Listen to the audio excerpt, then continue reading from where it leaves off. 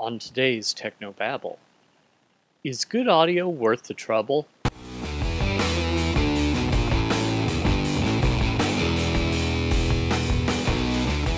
This is Tech No Babble, your weekly source for church video and graphics news, perspectives, tips, and tricks. And now here's your host, Paul Clifford.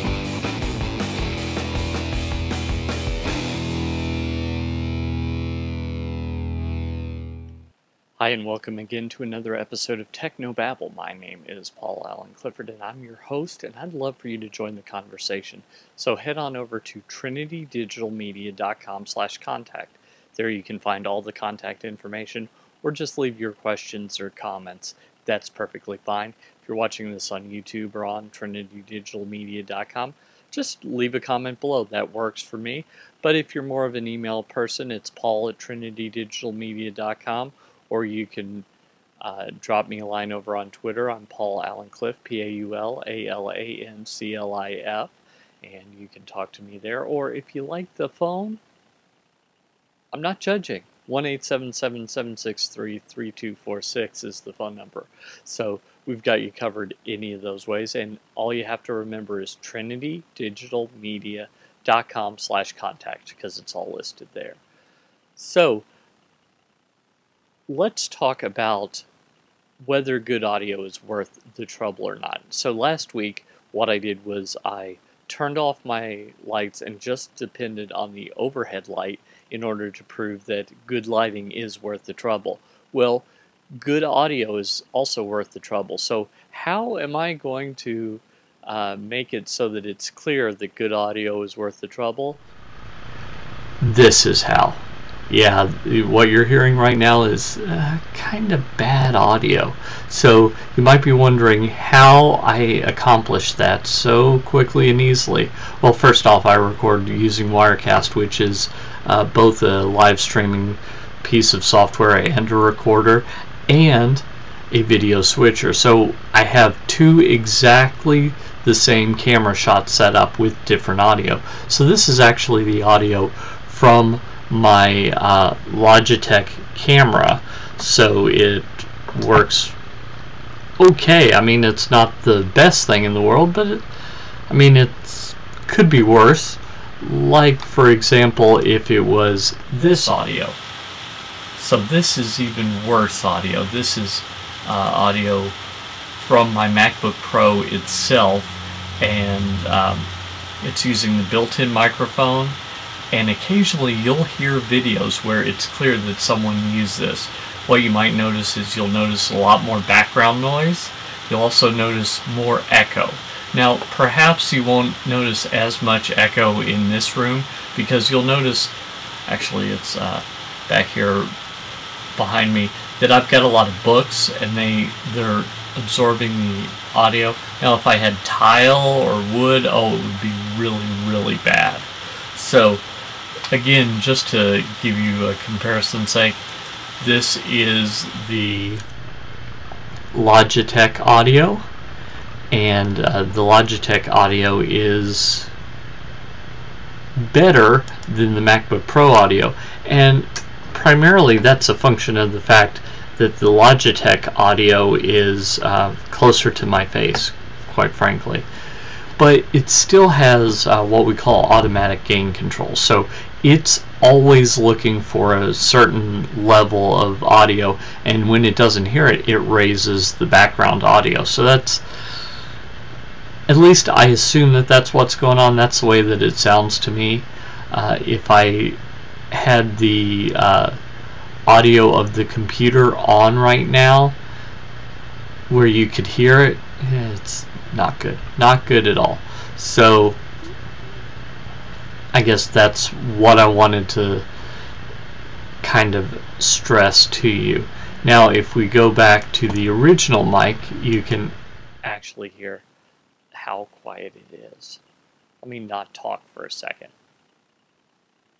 See how quiet that was? That's what we call noise floor.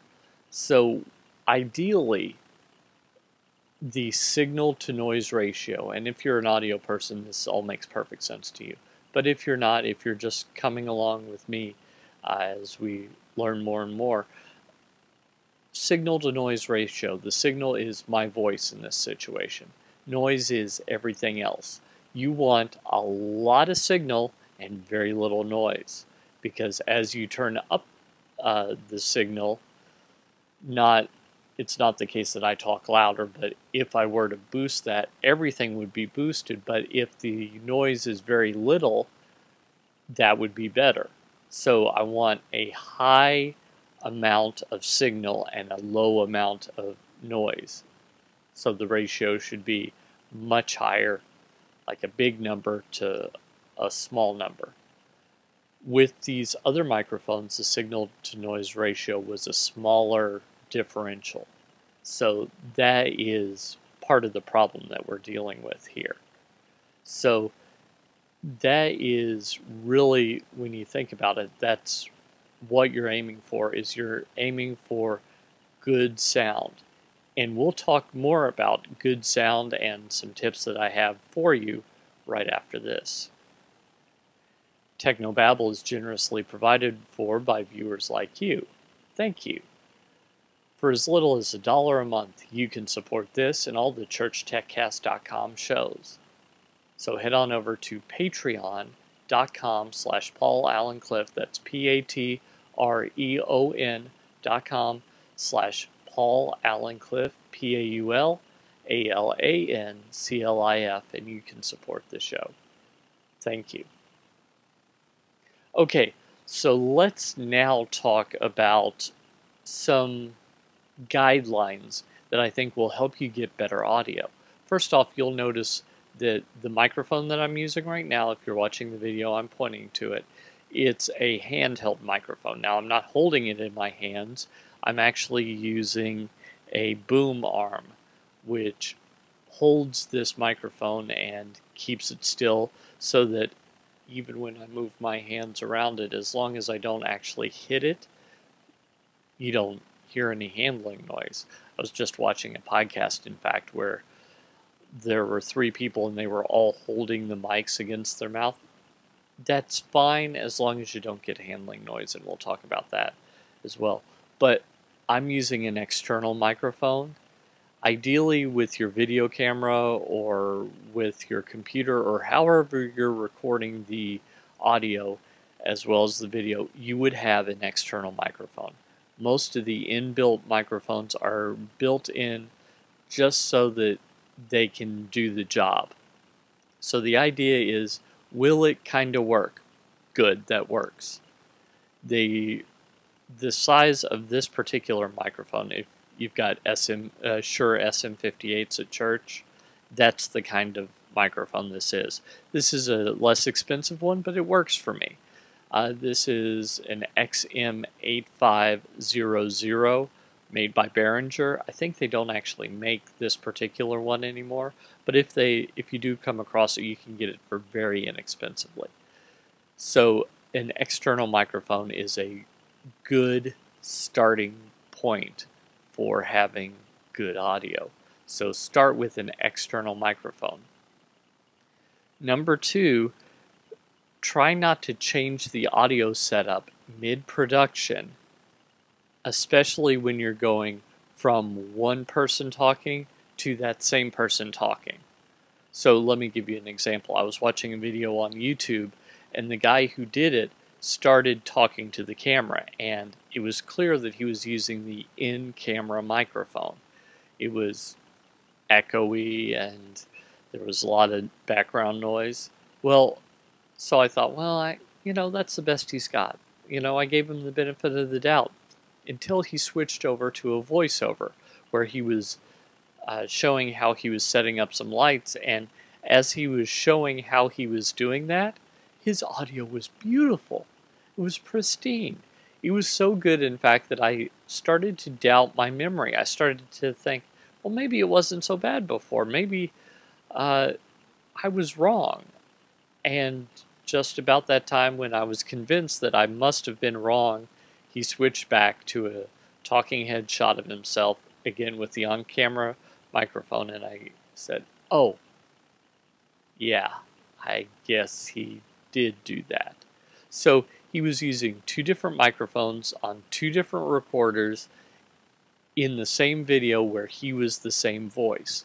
So if someone else is speaking, then it's less obvious. It might still be obvious if you go from a low noise floor to a higher noise floor, from having very little in the background to having a lot in the background, then that can be kind of obvious. But in this case, it was obvious because his voice was the same voice, so even the sound of the voice changed.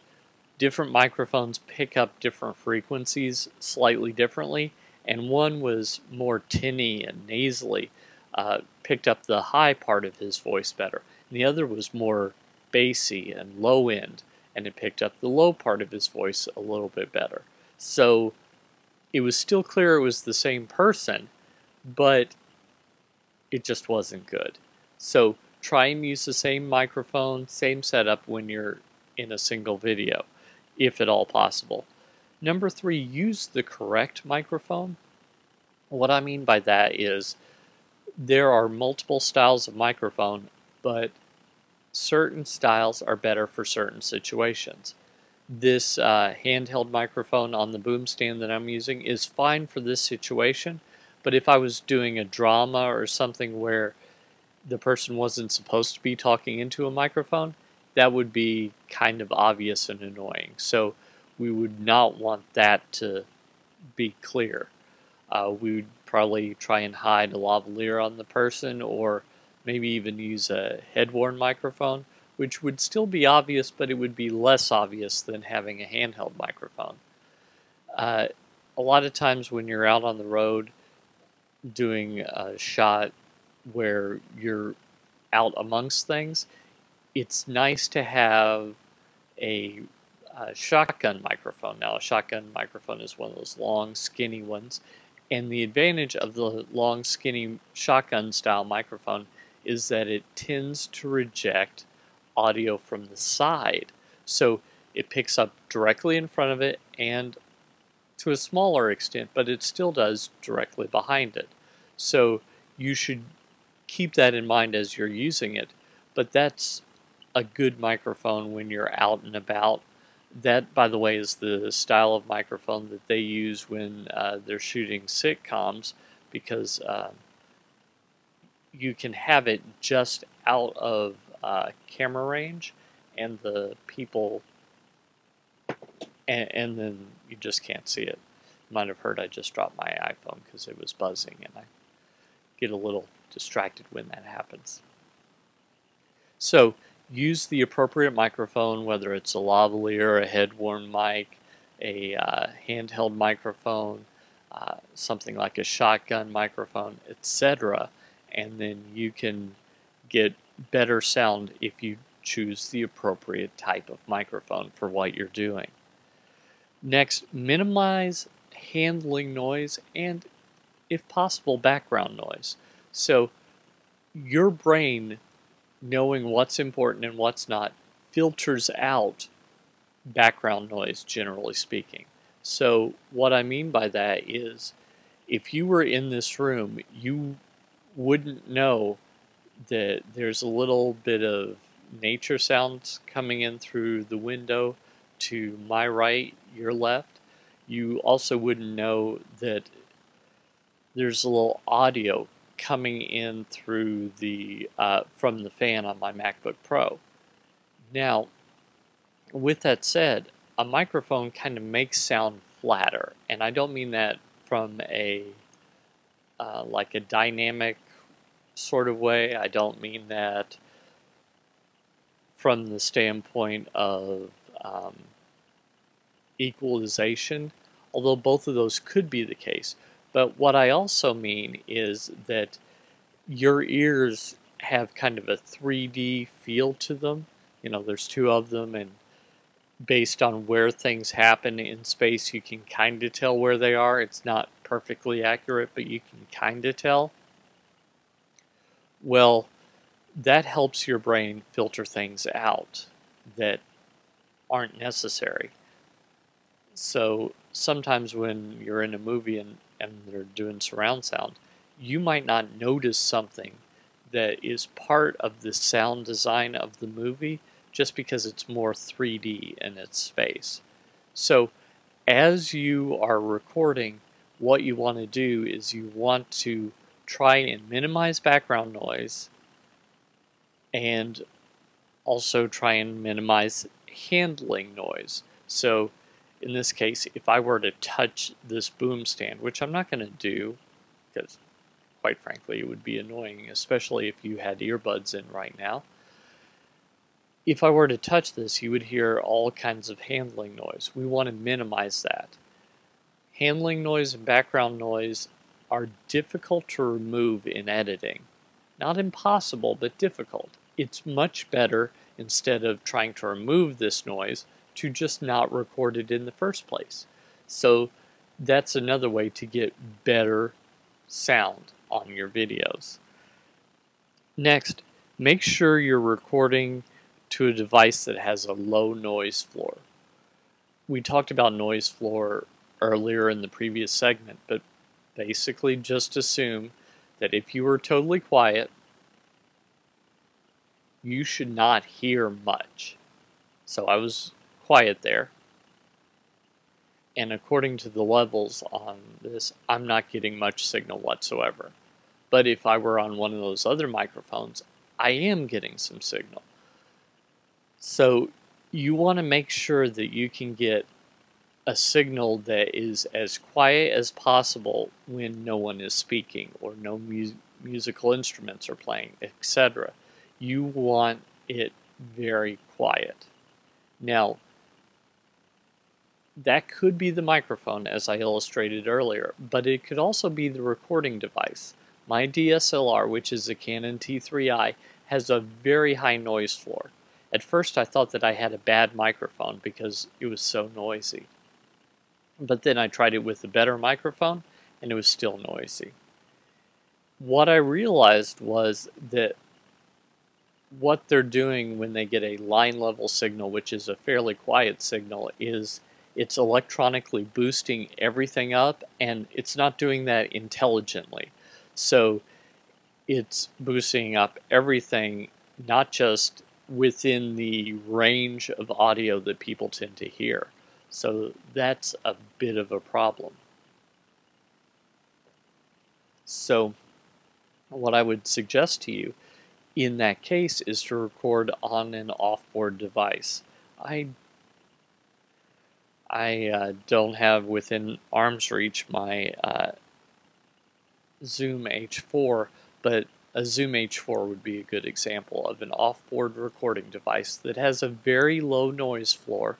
So I plug the same microphone into it and I get a beautiful sounding recording. Then I plug that same microphone using the same cables into my DSLR, I get a horrible signal. So it can be a little gross and a little iffy. So that's what I would suggest to you, is you record on a device that has a low noise floor and can get a good hot signal.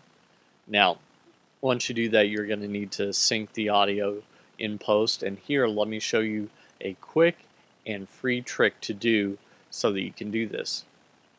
While the camera is running, put your hands in front of the camera and clap one time. Now, I did that kind of quietly, so you may or may not have been able to hear that, but that was the point, is you can see the source of the sound as you hear the sound, so you can line those up. In the movies, oh, sorry, there was some handling noise there as I touched that. They have these things. They're called slates. A slate is, it's designed to hold information about the production. You can see I used mine on March 8th, 2014. And they hold that information, and when this clapper claps down, you can see, especially because of the black and white painted lines, the source of the audio and the audio itself. So that is just a nice little trick, and it's an old one from when they first started having talkies, back in the 20s, that is used to line up audio and video. So I really hope that helps you. I hope it helps you to make better videos and make videos that have fewer distractions in them.